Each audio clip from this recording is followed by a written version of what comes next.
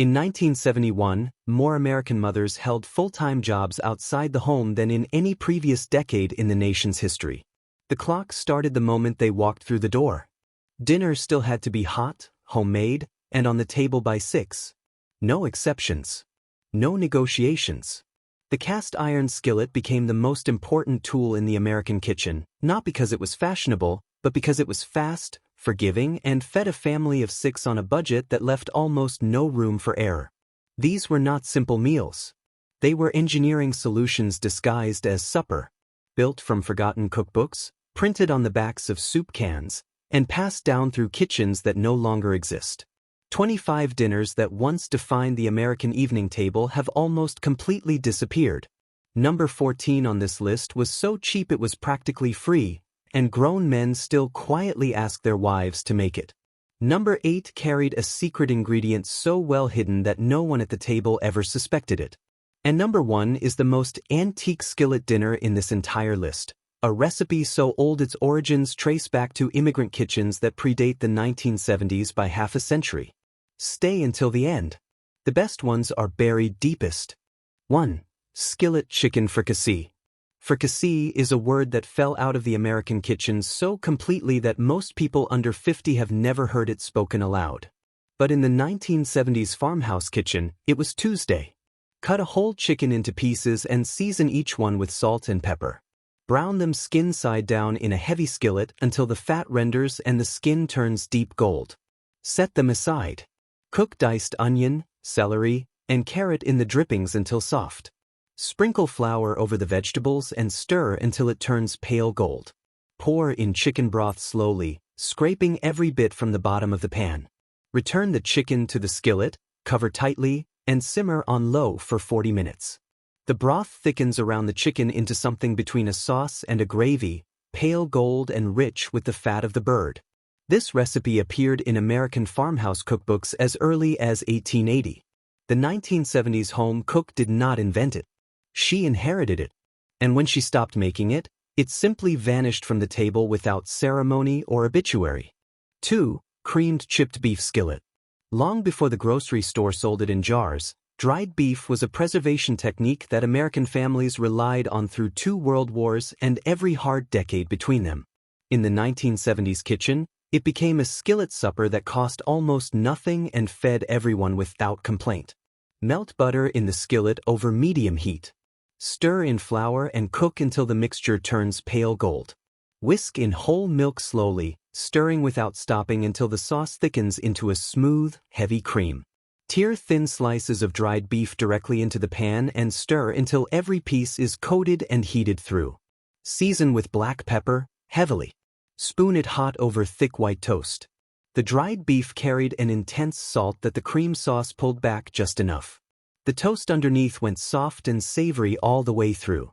Soldiers who ate a version of this during the Second World War gave it a name that cannot be printed here. Families in 1970s kitchens simply called it supper. 1 jar, 1 pan, 15 minutes, and the table was set. 3. Pork chop and apple skillet. This combination is older than the United States itself. Colonial American cooks understood that the sharpness of a cooked apple against salted pork created something neither ingredient could produce alone. By the 1970s, that knowledge had survived in farm kitchens across the Midwest and Appalachia, even as it disappeared everywhere else. Season bone-in pork chops with salt, pepper, and a pinch of dried thyme. Sear them hard in a hot skillet until a deep crust forms on both sides. Set them aside. Core and slice 2 tart apples, Granny Smith or winesap if the store had them, and cook them in the pork drippings with sliced onion until they soften and take on color. Return the chops to the pan. Pour in a splash of apple cider and cover tightly. Simmer until the chops are cooked through and the apple slices collapse into a rough, fragrant sauce around the meat. The fat from the pork and the acid from the apple balanced each other on the plate in a way no recipe needed to explain. The combination had been self-evident for 300 years. 4. Beef and cabbage skillet. Cabbage was the most economical vegetable in the 1970s American grocery store. A single head fed a family of 5 and cost less than a loaf of bread. What most people have forgotten is that cabbage, cooked correctly in beef fat, becomes something entirely different from the pale boiled vegetable that earned it a bad reputation. Brown a pound of ground beef with diced onion in a cast iron skillet until the fat renders and the beef darkens at the edges. Do not drain the fat. Add roughly chopped cabbage directly into the beef and stir until it begins to wilt. Season with salt, black pepper, garlic powder, and a splash of Worcestershire. Cover and cook until the cabbage goes completely tender and has absorbed every bit of the beef drippings in the pan. What comes out is not a side dish. It is a full meal, savory and slightly sweet from the cabbage, rich from the beef fat, and deeply satisfying in a way that has nothing to do with its price. German and Eastern European immigrant communities brought this technique to America in the late 1800s. The 1970s farm kitchens simply kept doing what had always worked. 5. Skillet tamale pie. Tamale pie did not come from Mexico. It came from American home economics classrooms in the early 1900s, where food teachers needed a way to deliver the flavors of Southwestern cooking to families who had never made an actual tamale and never would. By the 1970s, it had traveled from those classrooms into regional church cookbooks across Texas, New Mexico, and California, and from there into the one skillet repertoire of working mothers nationwide. Brown ground beef with diced onion, green pepper, and a heavy hand of chili powder in a cast iron skillet.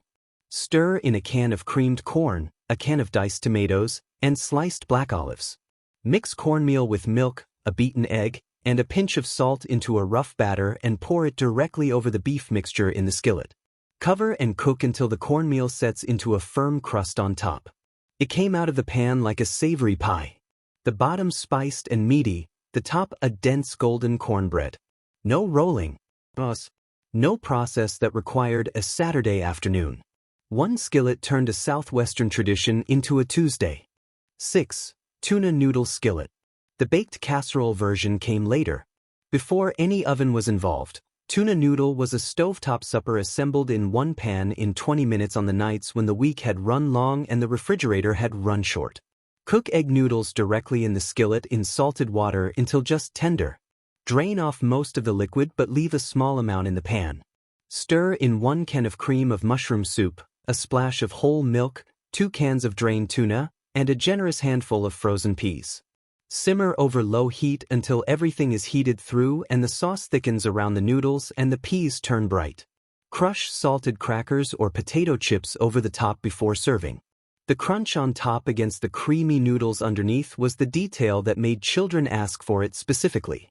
This dish traces directly to the canned food marketing campaigns of the 1940s, when Campbell's Soup began printing recipes on its labels to drive sales of cream of mushroom.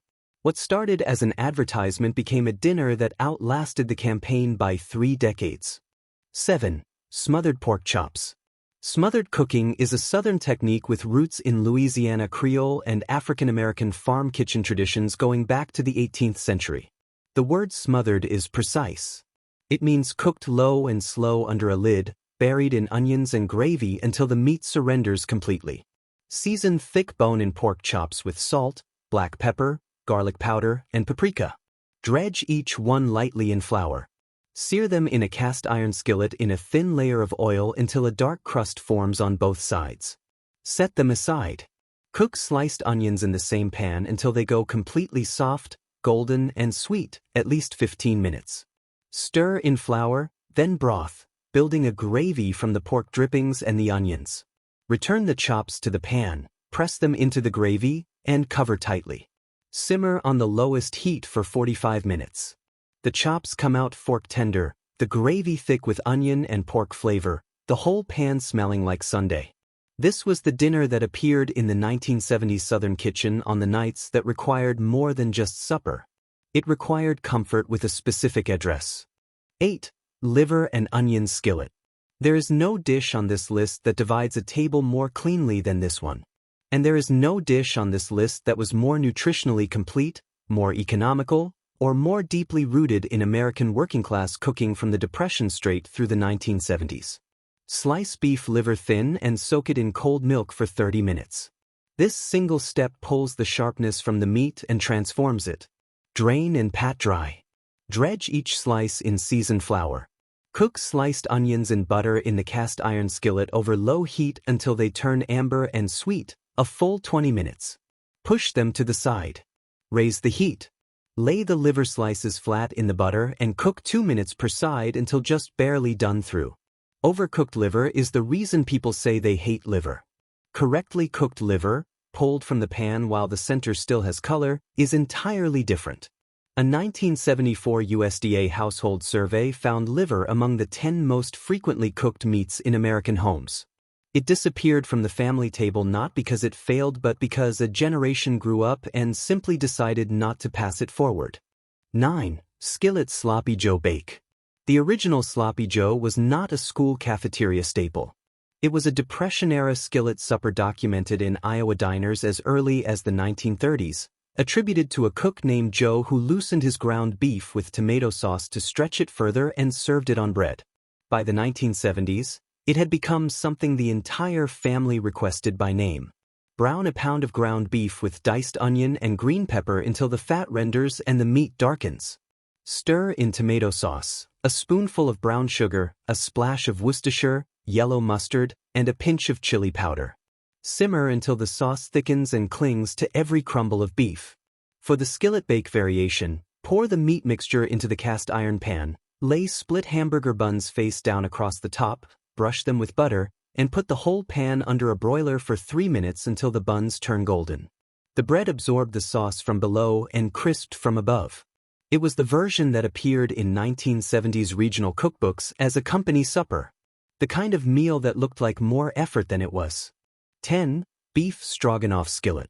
The original beef stroganoff was a 19th-century Russian recipe from the household of Count Pavel Stroganov, a dish of sautéed beef in a mustard and sour cream sauce served at formal dinners in St. Petersburg. What arrived in the 1970s American skillet was something quite different and considerably more practical. Brown a pound of ground beef with diced onion and sliced mushrooms in the skillet until the fat renders and the mushrooms give up their liquid and darken. Stir in 1 can of cream of mushroom soup, undiluted, and half a cup of beef broth. Simmer until the sauce thickens and coats the beef heavily. Remove the pan entirely from the heat. Stir in 1 full cup of sour cream off the flame. Never on it. The heat will break the sour cream and the sauce will separate. Every experienced 1970s home cook knew this rule.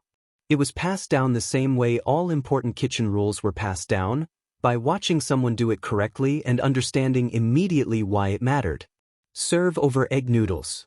The result was rich, tangy, and deeply savory. A Russian count's dinner table, translated into a cast iron skillet on a Wednesday. 11. Hobo Skillet Supper. The name came from the camps. During the Great Depression, men riding freight trains across the country cooked over open fires in whatever vessel they carried.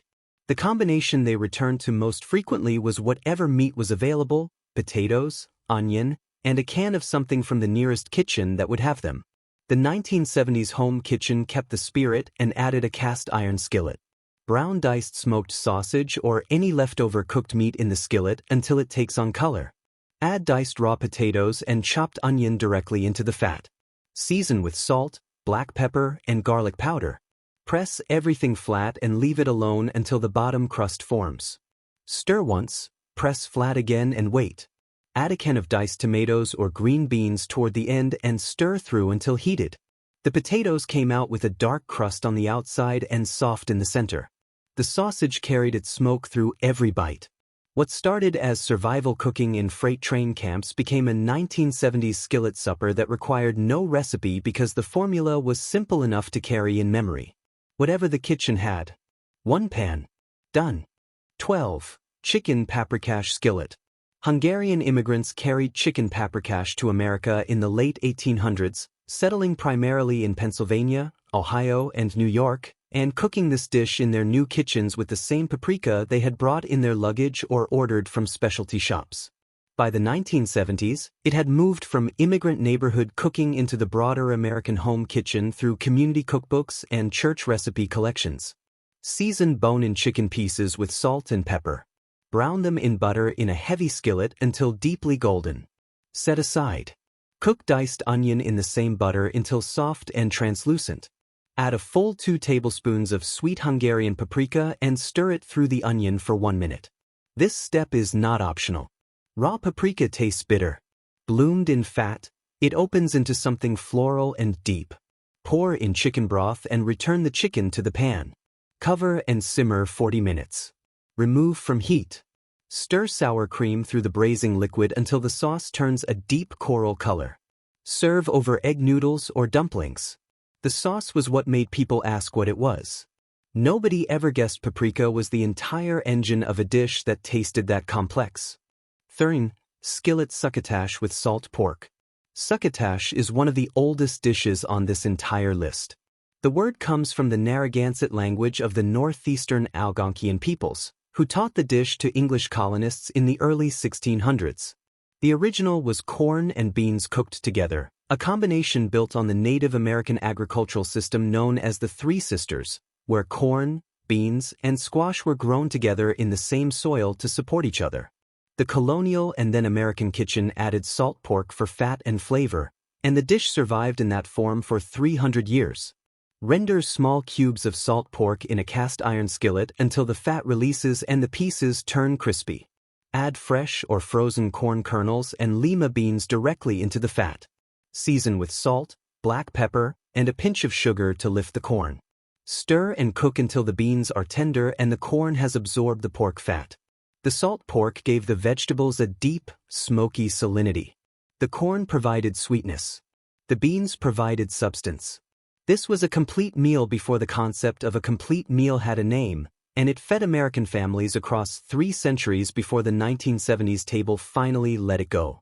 14. Skillet kielbasa and sauerkraut.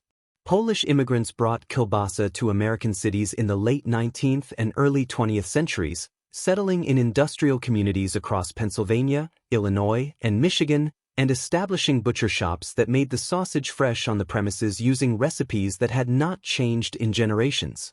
The pairing of smoked kielbasa with sauerkraut is older than American immigration itself. Slice kielbasa into thick coins and brown them in a dry cast iron skillet over medium-high heat until the cut faces turn deeply caramelized. Do not rush this step. The browning is where the flavor lives. Add drained sauerkraut directly to the pan with the sausage. Pour in a splash of chicken broth and a teaspoon of caraway seeds. Cover and cook until the sauerkraut absorbs the sausage fat and the broth reduces. The sauerkraut lost its sharp edge and became something mellower and richer, laced with the smoke of the kielbasa. Caraway seeds gave the whole pan a warm, faintly anise note that Polish households considered non-negotiable. This was the cheapest and most satisfying skillet supper in the 1970s working-class immigrant kitchen. It cost almost nothing. It fed everyone. And the smell of it cooking could be identified from outside the front door. 15. Skillet pinto beans with ham hock. This is the oldest cooking method on this entire list, and also the most honest. Dried beans and a smoked ham hock placed in a pot with water and left alone. No technique required. No special equipment. No culinary training of any kind. Just time and low heat. Soak dried pinto beans overnight in cold water. Drain them in the morning. Place them in a heavy skillet or pot with a smoked ham hock, enough fresh water to cover generously, salt, black pepper, and a bay leaf. Bring to a boil, reduce to the lowest possible simmer, cover, and leave them for 2 hours without interference. The beans dissolve at their edges into the cooking liquid. The ham hock releases its smoke and collagen into the broth, turning it thick and dark as strong tea. Remove the hock, pull the meat from the bone, and stir it back through. This was Monday food in households across the American South where the Sunday ham bone became Monday's supper without a moment of deliberation. A smoked ham hock cost 25 cents in 1965. Nothing from that pot was discarded. Not the beans. Not the broth. Not the pot liquor poured over cornbread after the beans were finished. 16. Creamed tuna over biscuit skillet. This dish has 2 ancestors. The first is the British Navy's shipboard ration of salt cod in white sauce, which crossed the Atlantic with colonial settlers and adapted itself to whatever preserved fish was available. The second is the American military's creamed chipped beef, which returned from 2 world wars as a comfort food with a devoted following. The 1970s home kitchen merged both traditions into a single skillet supper built around canned tuna. Make a white sauce in the skillet. Melt butter, stir in flour until golden, then whisk in whole milk slowly until the sauce thickens into something smooth and heavy. Stir in 2 cans of drained tuna, a handful of frozen peas, salt, and a heavy amount of black pepper. Keep the heat low and stir gently until the tuna is heated through and the peas are bright. Spoon it hot over split biscuits, either homemade or from the Pillsbury can that every 1970s refrigerator seemed to hold at all times. The sauce soaked into the biscuit from below while the top stayed dry enough to hold the weight of the tuna. It was humble, filling, and fast. The kind of meal a mother could make without looking at anything except the clock. 17. Skillet scrapple and eggs. Scrapple is a Pennsylvania Dutch invention, documented in American cookbooks as early as 1863, and it was built entirely on the philosophy that nothing from a butchered animal should be wasted. Pork scraps and offal were simmered with cornmeal and buckwheat flour until the mixture thickened into a loaf that was then sliced, fried, and served. German settlers in Pennsylvania made it through the 1700s. Their descendants were still making it in the 1970s, and buying it in the refrigerator case at markets across the mid-Atlantic states. Slice cold scrapple into half-inch planks. Lay them flat in a dry cast iron skillet over medium heat and do not move them for 4 minutes. The high cornmeal content means scrapple will stick if rushed. When the bottom crust releases cleanly and turns deep brown, flip. Cook the second side. Push the finished scrapple to the edges of the pan. Crack eggs into the center and fry them in the scrapple fat. The fat from the scrapple was seasoned with the sage and black pepper of the loaf itself, and the eggs absorbed that flavor entirely. This was breakfast in millions of mid-Atlantic households. But in the 1970s farmhouse kitchen, it appeared on the supper table just as regularly because good food does not keep office hours. 18. Depression-style skillet bean soup. This soup did not begin in the 1970s. It began in 1929 when the American economy collapsed and millions of families discovered that dried beans and water were the foundation of a meal that could be made for almost nothing and still taste like something a person genuinely wanted to eat. The 1970s home cook inherited this recipe not from a cookbook but from a grandmother who had learned it out of necessity and never stopped making it because it was too good to abandon. Soak any dried beans, Navy, Great Northern, or Pinto, overnight. Drain and place in a heavy skillet or pot with diced onion, 2 stalks of celery, a diced carrot, a bay leaf, salt, black pepper, and enough water to cover by 2 inches. Bring to a boil, reduce heat, cover, and simmer for 90 minutes. Mash a portion of the beans against the side of the pot to thicken the broth without flour or cream. Adjust salt. Serve in deep bowls with thick slices of white bread. The broth was pale gold, starchy, and savory. The beans gave it body. The bread was for soaking every last drop from the bowl. Total cost per serving in 1978 was under 15 cents. What it tasted like had nothing to do with what it cost. 19. Skillet pepper steak. Pepper steak entered the American home kitchen through 2 separate doors simultaneously.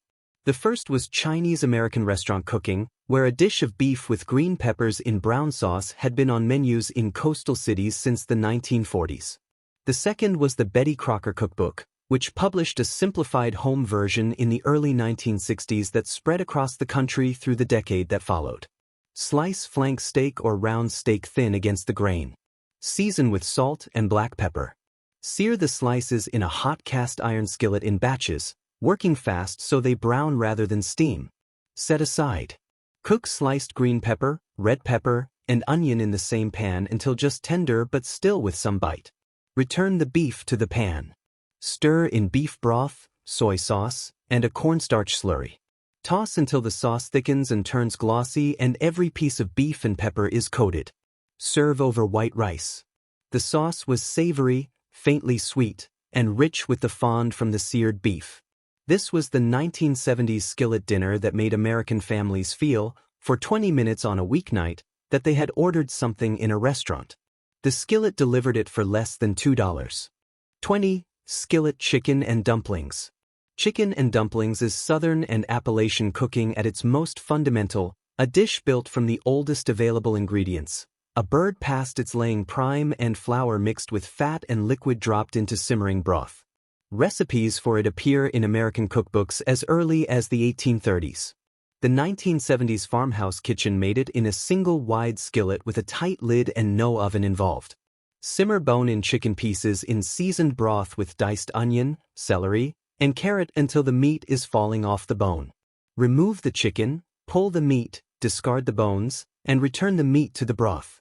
Mix flour, baking powder, salt, and a spoonful of shortening with enough buttermilk to form a rough, shaggy dough.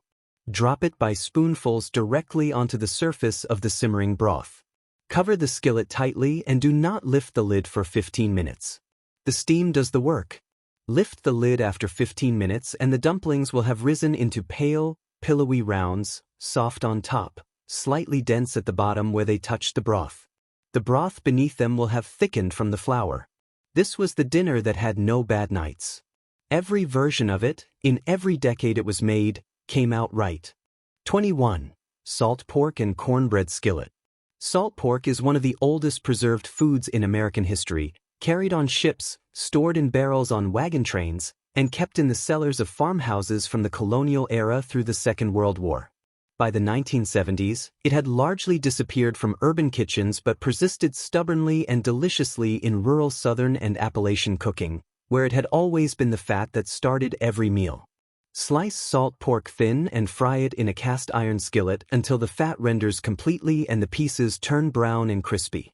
Remove the pork and pour off most of the fat, leaving a generous coating in the pan. Mix cornmeal, a beaten egg, buttermilk, baking soda, and salt into a batter and pour it directly into the hot skillet over the remaining fat. The batter will sizzle at the edges the moment it hits the pan. Cook on the stovetop until the bottom sets and the edges turn golden, then transfer to a hot oven to finish. Return the crispy salt pork pieces to the top of the cornbread in the last 2 minutes of baking. The fat had already seasoned the cornbread from below. The pork gave it salt and crunch from above. This was supper in its most unadorned and honest form. 22. Skillet mulligan stew.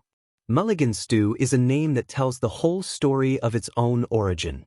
It appeared in hobo camp cookbooks and Depression-era community kitchen records throughout the 1930s as a term for any stew made from whatever ingredients were available at the moment of cooking. The name itself is believed to derive from the Irish immigrant communities of the late 1800s, where mulligan was slang for a mix of things with no single dominant ingredient. The 1970s home kitchen adopted it as a philosophy. Brown whatever protein was available, ground beef, leftover pot roast, smoked sausage, in a cast iron skillet until it takes on color. Add diced potatoes, carrots, onion, and celery directly to the fat. Pour in beef broth and a can of diced tomatoes. Season with salt, black pepper, garlic powder, and a bay leaf. Cover and simmer until the potatoes are completely tender and the broth has reduced into something thick and dark and full. The stew had no fixed recipe because it was never meant to have one. It was the dinner that the refrigerator and pantry built together at the end of the week. Every version of it tasted slightly different. Every version of it was entirely correct. 23. Pork sausage and sweet potato skillet. This combination belonged to the American South long before it belonged to any cookbook. Sweet potatoes were a staple crop of Southern agriculture from the colonial era forward, and smoked pork was the fat and protein that rural Southern kitchens built every meal around. The two were cooked together not because any recipe said to, but because they were both always present and the result was undeniably good. Slice smoked pork sausage into thick coins and brown them in a cast iron skillet until the cut faces caramelize. Remove and set aside. Add peeled, diced sweet potatoes directly to the sausage fat with sliced onion and a pinch of dried sage. Season with salt and black pepper. Cook over medium heat, stirring occasionally, until the sweet potatoes take on color at the edges. Return the sausage to the pan. Pour in a splash of chicken broth, cover, and cook until the sweet potatoes are completely tender and the broth has reduced to a glaze. The sweetness of the potato and the smoke of the sausage against the earthiness of sage produced a flavor combination that needed nothing added and nothing taken away. This was the skillet supper that tasted like it had been simmering all day and had been ready in 20 minutes. 24. Skillet venison with onion gravy. In rural America, the deer season did not begin when the license was purchased. It ended when the freezer was full. For families across Appalachia, the Ozarks, the upper Midwest, and the rural South, venison was not a specialty meat. It was the meat. The one that cost only the effort of the hunt and the skill of the butcher, which was usually the same person who had made the kill. Slice venison backstrap or tenderloin into medallions and season them with salt, black pepper, and dried thyme. Sear them in butter in a cast iron skillet over high heat, 2 minutes per side. Venison is lean and punishes overcooking immediately. Remove and set aside. Add sliced onions to the butter and cook low and slow until they turn completely amber and sweet, a full 20 minutes. Sprinkle flour over the onions and stir. Pour in beef broth slowly and stir until the gravy thickens. Return the venison to the pan just long enough to warm through. The gravy carried the sweetness of the onion and the richness of the butter. The venison came out tender and dark, tasting of something wild and clean and entirely unlike anything that came from a grocery store case. This was supper that the land itself had provided. 25. Skillet creamed corn with bacon. This is the simplest dish on the list and the one with the longest unbroken history. Creamed corn appears in American agricultural and domestic records going back to at least the early 1800s, when field corn was milked at the peak of its ripeness by scraping both the kernels and the starchy liquid from the cob together. The result was a dish with a natural sweetness and a thick, almost custard-like consistency that no canned version has ever fully replicated. Fry thick-cut bacon in a cast iron skillet until crispy. Remove the bacon and leave all the fat in the pan. Add fresh corn kernels cut close to the cob directly into the hot bacon fat. Scrape the back of the knife down each cob to release the starchy milk into the pan. Season with salt, black pepper, and a small knob of butter. Cook over medium heat, stirring until the corn milk thickens the whole mixture into a loose, creamy mass. Crumble the bacon back over the top. The starch from the corn itself did the thickening. No cream, no flour, no additional ingredient of any kind. Just corn and its own liquid cooked in pork fat until it became something the table went quiet over. This was the dish that ended the meal. And it is the right place to end this one. These 25 skillets did not disappear because they failed. They disappeared because the people who made them stopped being asked to teach what they knew. Every dish on this list was passed from one set of hands to another, not through recipes written down, but through afternoons spent watching someone cook and understanding why every step mattered. If this video returned even one of these meals to one kitchen, then it did exactly what it was made to do. Subscribe to this channel. There are hundreds of dinners like these still waiting to be found, and every single one of them deserves a place back at the table.